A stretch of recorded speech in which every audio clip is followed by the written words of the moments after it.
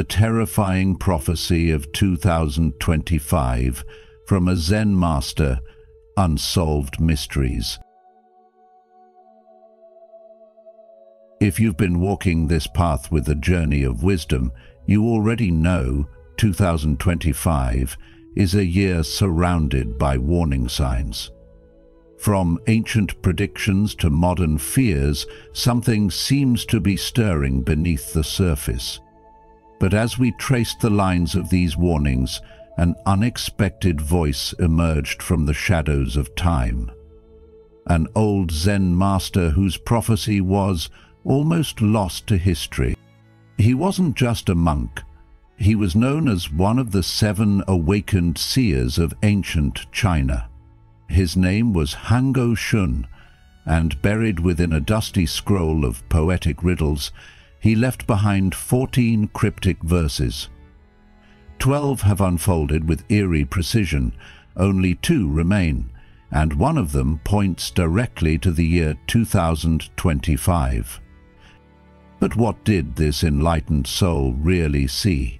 And how could his vision from 1,000 years ago speak so clearly to the chaos of today's world? Buckle up, because in today's video we unravel a mystery that stretches across centuries and might just reveal the spiritual storm heading our way. And who knows, perhaps just by liking and subscribing, you'll invite a bit of ancient protection into your journey. Number 1. Who was Zen Master Hango Xiun? Zen Master Hango Xiun was not the kind of spiritual teacher who sought attention or gathered followers with dramatic displays. He did not wander the countryside preaching or promising enlightenment to those desperate for meaning. Instead, he turned inward, living a life of strict simplicity and profound silence, believing that real wisdom could only emerge by letting go of the noise of the world and diving deep into the stillness of the mind. Yet despite this reclusive path, Hango's influence reached beyond temples and mountains, brushing up against the very fabric of political power and historical transformation. His life became a bridge between the sacred and the secular, and one of the most astonishing moments came when he reportedly struck the young Prince Xuanzong, who would one day become emperor of the Tang Dynasty, directly in the face, not out of anger, but as a bold act of compassion. In doing so, Hango sought to shatter the prince's ego and awaken him to the burdens of leadership, grounded not in control but in humility. Remarkably, the prince did not retaliate when he came to power. Instead, he honored Hango with the title the Rude Monk, a term that carried irony, respect, and reverence all at once. This story reminds us that true wisdom is sometimes jarring. It disrupts, provokes, and forces us to confront uncomfortable truths. The emperor not only forgave Hango's defiance, but took it seriously enough to have all of the monk's teachings carefully recorded. Among these writings were 14 mysterious poems, rich in metaphor and cloaked in the symbolic language of the time, words that, for centuries, were dismissed as poetic riddles or the ramblings of a distant past. Yet, over time, scholars began to notice something strange. These verses seemed to mirror real events with uncanny precision. From dynastic collapses to periods of peace and golden rule, from rebellion and civil bloodshed to the rise of great emperors, Hango's words echoed like distant thunder before a storm. Each verse felt like a time capsule, a fragment of the future encoded in the past. The closer one looked, the more unsettling it became. How could a monk with no interest in politics, who lived in the silence of nature, describe events that would take place hundreds of years after his death? It's as if he had tapped into a deeper current of time, a universal rhythm that most of us are too distracted to hear. But what has truly shaken modern researchers, mystics and spiritual thinkers alike is the revelation in the final two poems. Hidden within them is a clear reference to the year 2025, a year not even remotely close to Hango's lifetime. Why this particular year? And why does this same date emerge again and again in the prophecies of other seers from vastly different traditions, who lived in different centuries, different lands, and had no way of ever knowing each other? This convergence raises unsettling questions about the nature of time, consciousness, and perhaps even fate itself. Is there something in the fabric of 2025 that marks a turning point for humanity? And more importantly, how should we, in our modern lives, filled with anxiety, distraction, and division, respond to such a warning? In reflecting on Hango's life and the eerie accuracy of his poems, one is reminded that sometimes the deepest truths don't arrive through logic or science, but through stillness, observation, and the courage to see beyond what is comfortable. Whether we interpret his prophecies literally or metaphorically, the message is clear. We must wake up. Number 2. Prophecies that came true. 1. Fall of the Ming Dynasty. Let's take a journey together, back through the layers of time, to uncover one of the most mysterious and chilling prophecies ever spoken by a Zen master. At the heart of this mystery is the fall of the Ming Dynasty, a glorious empire in Chinese history that once represented the height of Han Chinese rule, culture, and refinement. The Ming weren't just powerful. They were admired across Asia for their advancements in art, science, and diplomacy. Their dynasty was a shining moment in the human story. But as with all things that rise, there came a time when the Ming would fall. The astonishing part? A Zen master named Hango may have seen it all coming, not decades before, but 8 centuries earlier. In his first prophetic poem, Master Hango spoke of a disruption between the sun and moon, an image that sounds poetic at first, until you realize it mirrored the Ming Dynasty's official symbol. The sun and moon weren't just celestial bodies, they were sacred emblems of order, balance, and rule. When Hango wrote of their disturbance, he wasn't just describing the sky, he was foretelling a collapse of cosmic proportion. As the Ming entered its final decades, Hango's vision began to play out in painful detail. The heavens turned turbulent, earthquakes and floods ravaged the land, and famine became widespread. The people grew restless not just from hunger, but from a deep spiritual despair. The emperor's court, once a place of wisdom and order, became infected with greed, corruption, and fear. Does this sound familiar to our modern times? When leadership fails and people lose faith, internal divisions grew sharper. Farmers took up arms, not because they wanted power, but because they had nothing left to lose. From the north, the Manchus gathered strength, waiting for the right moment to strike. And from within China itself came Li Zexing, a former soldier who had become the voice of the people's rage. With his peasant army, he stormed Beijing in 1644, delivering the final blow to an empire already gasping for breath. And what happened next chills the soul. The last Ming emperor, Chongzhen, unable to face the weight of his failure, took his own life beneath an old tree in the palace gardens. That tree stood not just as a witness, but as a symbol. Deep roots pulled from the earth, branches reaching for the heavens, yet burdened by sorrow. Hango's prophecy had spoken of this moment, the silence before the storm, the fall of light into darkness, and the sorrow that would sweep the land like a cold wind. But Hango's poem wasn't just a warning, it carried within it a quiet wisdom. As one age ends, another begins. The fall of the Ming was not the end of China, it was the beginning of a new cycle. From the ashes rose the Qing dynasty, bringing a different vision, a new order, and the next chapter in the nation's fate. 2. Rise of Kangxi. Let me take you back to a time when China stood at the crossroads of chaos and destiny, and a boy barely tall enough to see over the imperial table would rise to become a legend.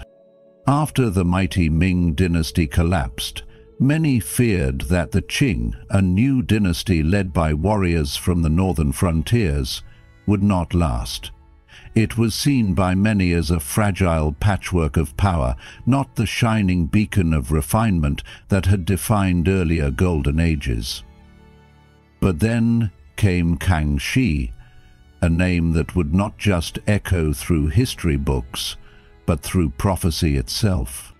Imagine being only 8 years old and sitting on the dragon throne, surrounded by men who saw you as little more than a figurehead. That was Kangxi's world, a court tangled in manipulation where power was real only in the hands of one man, Oboi, the iron-fisted regent who ruled from the shadows. But what if I told you that a Zen master, long before Kangxi was born, had already seen this coming? Zen Master Hango had written a poem, mysterious and cryptic, that spoke of an emperor rising amidst turmoil and reigning for exactly 61 years. It seemed impossible until it wasn't. Kangxi grew up under immense pressure, quietly watching, learning and waiting, and at just 16 he made his move. He invited Oboi to the palace under the pretense of a casual tea. But as Oboi clumsily dropped his cup, an act considered deeply disrespectful in court, Kangxi gave the signal. Guards emerged, swift and silent, and Obei was arrested before he could even stand. Can you feel the courage it must have taken for a teenager to outsmart the man who controlled an empire? That one bold act changed the course of history. Kangxi wasn't just fulfilling a prophecy, he was shaping it with his own hands. And here's the chilling part. The prophecy didn't just speak of his rise, but the exact length of his reign. 61 years, as the poem had said, and 61 years it was. If you've watched up to this point, you're already opening your mind to the deeper truths hidden in the Zen Master's chilling prophecy. Comment below with "Awakened Path" to show you're ready to face the unknown with wisdom and courage. Stay with us until the end. There's more to this mystery that could shift how you see the world. 3. Qianlong's reign. In the mysterious and poetic words of Zen Master Hango's fourth prophetic poem, a warning unfolds that speaks not only to China's imperial past, but to patterns we continue to witness in modern life. The prophecy centered around the reign of Emperor Qianlong, a ruler who took the throne in 1735 and brought China to its highest peak of imperial glory. Under Qianlong's leadership, the Qing dynasty expanded across vast lands, bringing stability, cultural achievement and influence that extended well beyond China's borders. This golden age was filled with prosperity, national pride, and a sense of unstoppable momentum. Yet, as the Zen Master foresaw, this brilliance would not last. As with many great heights, a subtle decline begins. The moment success becomes too comfortable, and that is the true warning hidden within Hango's verse. When strength becomes pride, and prosperity blinds the spirit, the seeds of downfall quietly take root. Qianlong ruled for exactly 60 years, seemingly fulfilling the prophecy to the letter. Many were surprised, as the emperor had publicly declared he would not rule longer than his grandfather, Kangxi, out of filial piety. He stepped down in 1795, handing the throne to his son. But the reality was far more complex. Although he was no longer emperor in name, Qianlong continued to control the government from behind the scenes for 4 more years, until his death in 1799.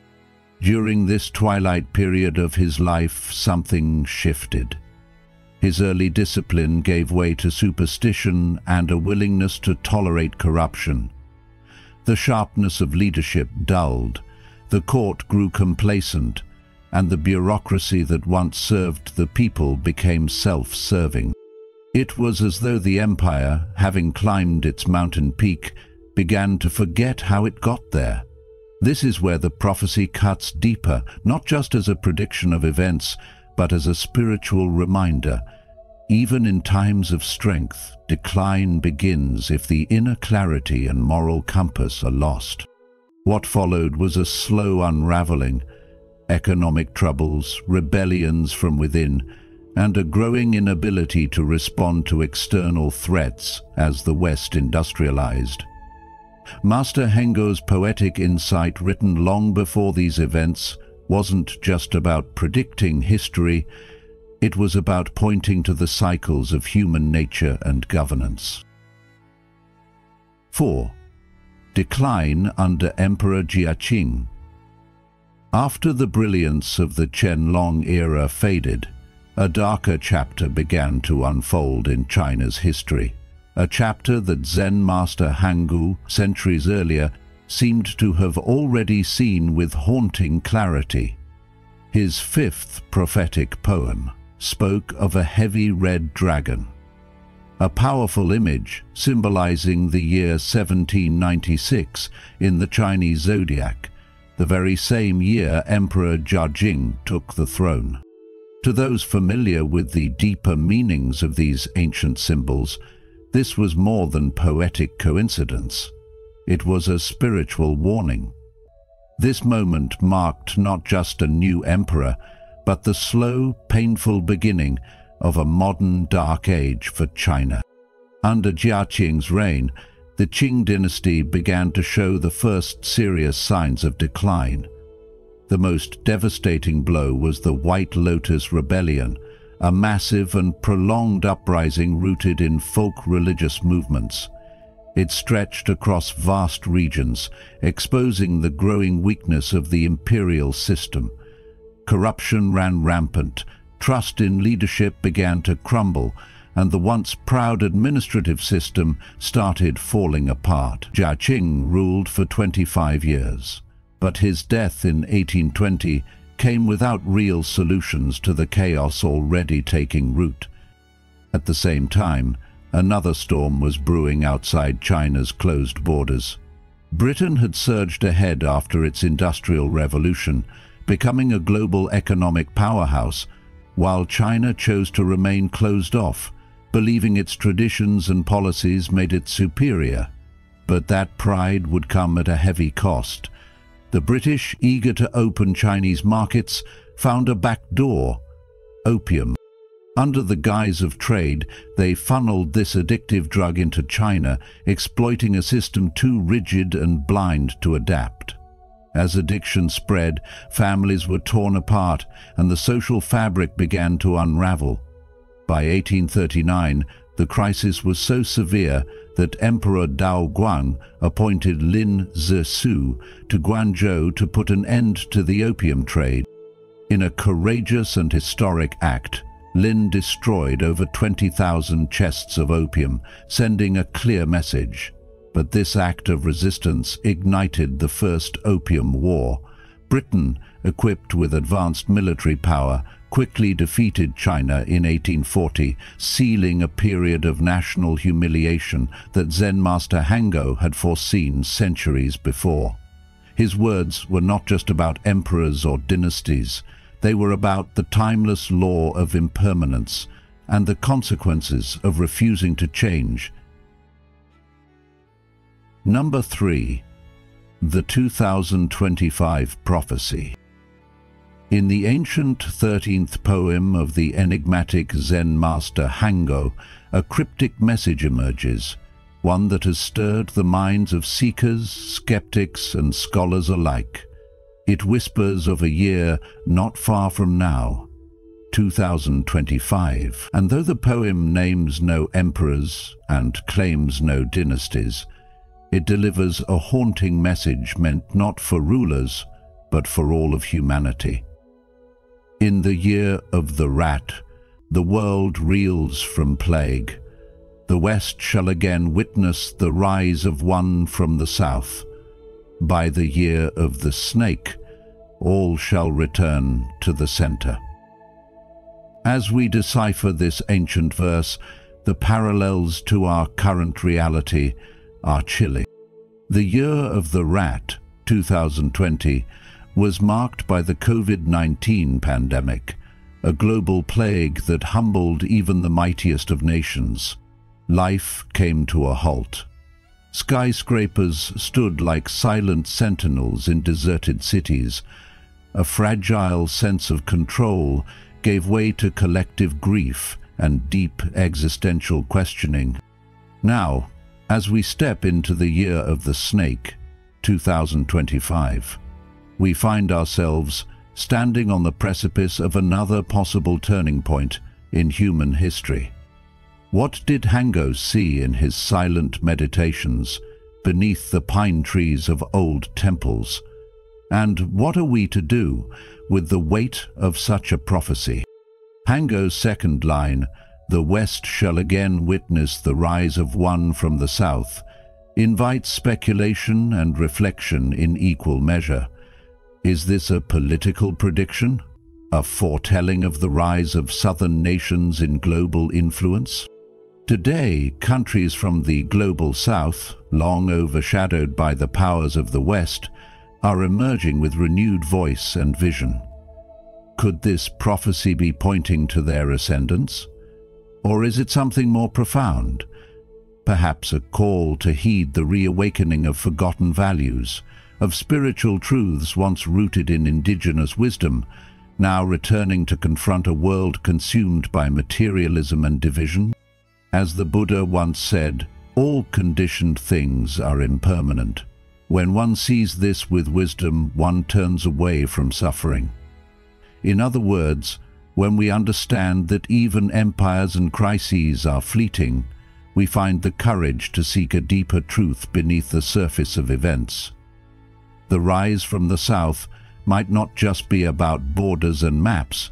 It might be about voices long silenced now finding their song, or a spiritual shift returning us to the sacred over the superficial. Then there is the final line, "By the year of the snake, all shall return to the center." This statement invites perhaps the most unsettling interpretations. In Chinese philosophy, the concept of the center is rich in symbolism, balance, harmony, the Tao itself. Politically, it could imply the re-emergence of China as a central power, reclaiming the role it once believed was its cosmic right as the Middle Kingdom. Such a return to the center may bring about a global power shift that could rewrite the world order as we know it. Yet another reading, a more personal and hopeful one, asks us to return to our own center, to the place within where peace, clarity, and compassion reside. Could this prophecy, then, be less a forecast of doom and more a challenge to rediscover inner balance in a world spinning out of control? The Dhammapada reminds us, all that we are is the result of what we have thought.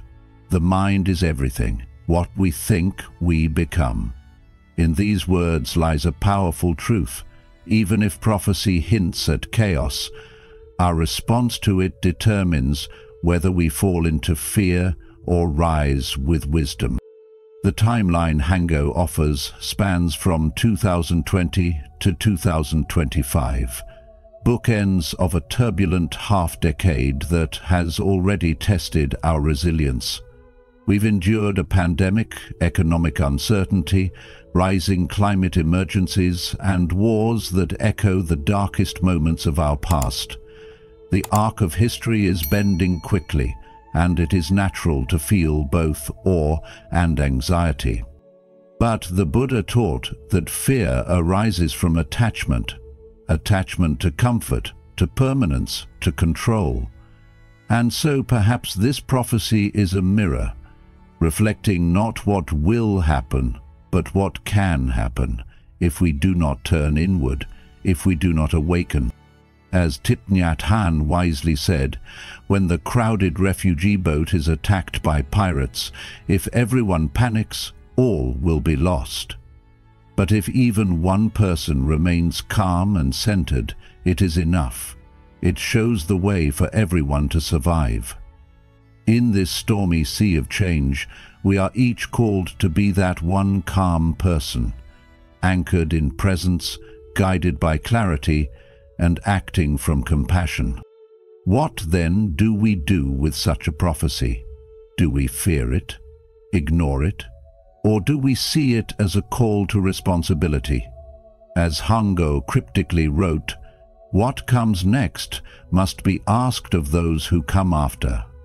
It is a reminder that the fate of the world does not rest in prophecies, but in the hands and hearts of those alive today.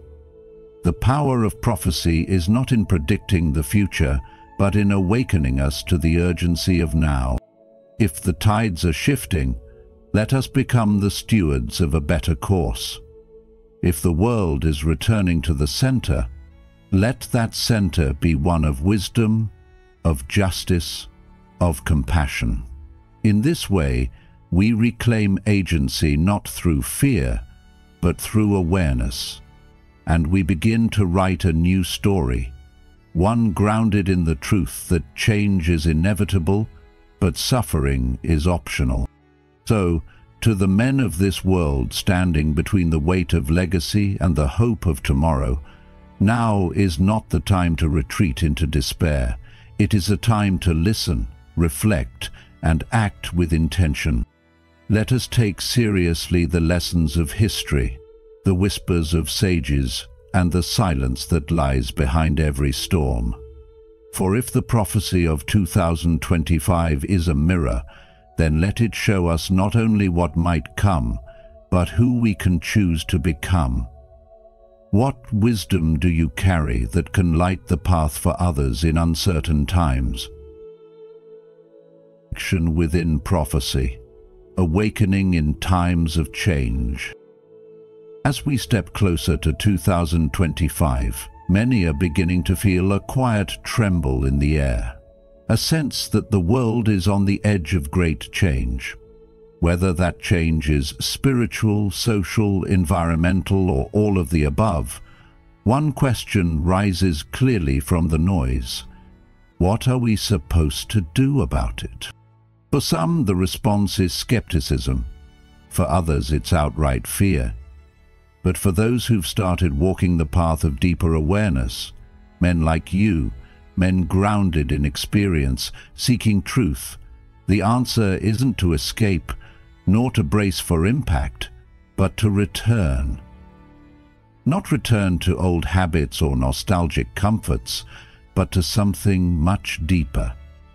To return within. This return is not about retreat, but about rediscovery, a journey inward to the heart, the mind, the very still center of your being, where fear dissolves and wisdom begins to speak.